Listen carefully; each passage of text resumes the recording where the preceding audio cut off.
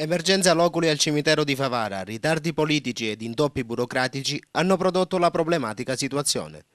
Stamattina, recandoci al Camposanto di Piana Traversa, abbiamo constatato come gli unici loculi ancora liberi erano tre, posti questi presenti nella quinta fila della sezione 88, loculi che comunque nella giornata vengono occupati da tre defunti. Attualmente al cimitero è in fase di ultimazione la nuova sezione 89, che ha una capienza di 140 posti. Disponibilità questa che potrebbe bastare per circa 6 mesi. Infatti, nel corso dell'anno 2010 in città si sono registrati 280 decessi. Per far fronte alla carenza dei loculi, il Comune provvederà ad occupare provvisoriamente i posti lasciati vacanti nelle vecchie sezioni, in attesa che si ultimino le nuove. Dall'ufficio tecnico comunale, comunque, assicurano i cittadini sulla continuità delle sepolture. Infatti, il dirigente Alberto Avenia, sentito telefonicamente dalla nostra redazione, ha detto che da lunedì prossimo le prime file della sezione 89 potranno essere disponibili. Circostanza questa confermataci anche dal sindaco Russello. Ma la mancanza di posti al cimitero rischia di ripetersi ciclicamente a Favara. Infatti la capienza massima, qualora non si adottino i dovuti provvedimenti, potrebbe riempirsi nell'arco di 6 anni.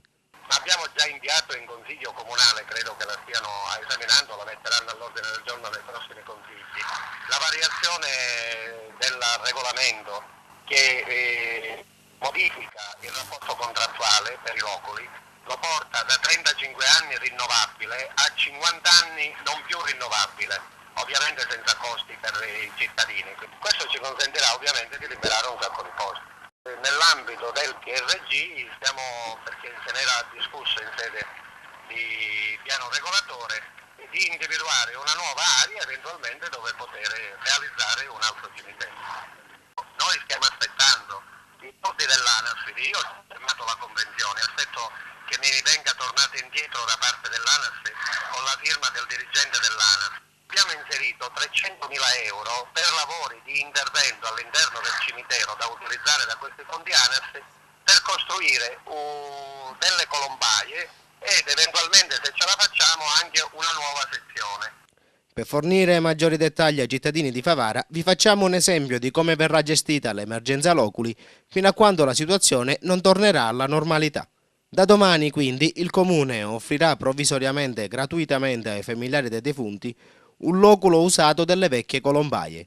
Possibilità questa che verrà effettuata senza la stipula di nessun contratto e con la possibilità dei parenti di scegliere liberamente il posto.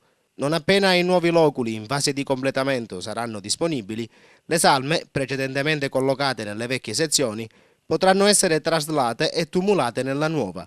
Operazione questa che dovrebbe essere sostenuta economicamente per intero dal Comune, previo stipula di regolare contratto di concessione del nuovo loculo che verrà assegnato secondo il regolamento vigente. Naturalmente i familiari dei defunti possono stipulare anche un contratto di concessione per i loculi usati, cosa che porta anche ad un notevole risparmio economico. Infatti, se per un posto nuovo in terza fila i cittadini devono pagare al Comune la somma di 1.030 euro, per un loculo vecchio, sempre nella terza fila, invece si paga 319 euro.